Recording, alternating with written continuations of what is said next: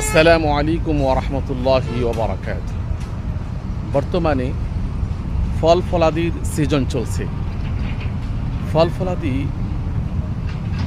আমরা তো খাবই, তার সাথে সাথে ফল খেয়ে আল্লাহ তাআলার প্রশংসা আদায় করব আলহামদুলিল্লাহ বলে।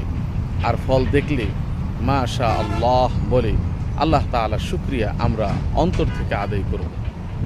তার সাথে সাথে আরেকটি কথা আমি আপনাদেরকে বলতে চাই, সেটা হলো ফল খেয়ে বিচিগুলি যত্রে তত্রে না ফেলে সেগুলি কোনো সংরক্ষিত স্থানে, রাস্তার পাশে, খালি কোনো জায়গার মধ্যে, যেখানে মানুষ বিশ্রাম করতে দাঁড়ায়, বসে, মানুষের চলাচল পথের পাশে আর্দ্র জায়গার মধ্যে ফলের বিচিগুলি আপনি ফেলে দিলে অনেক উপকার হবে।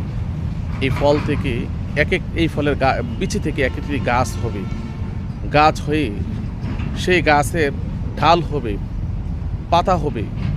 এতে করে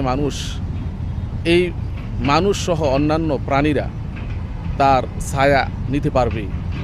আর তার মধ্যে ফল হলে সে ফল পশু পাখি খাবে, মানুষ খাবে।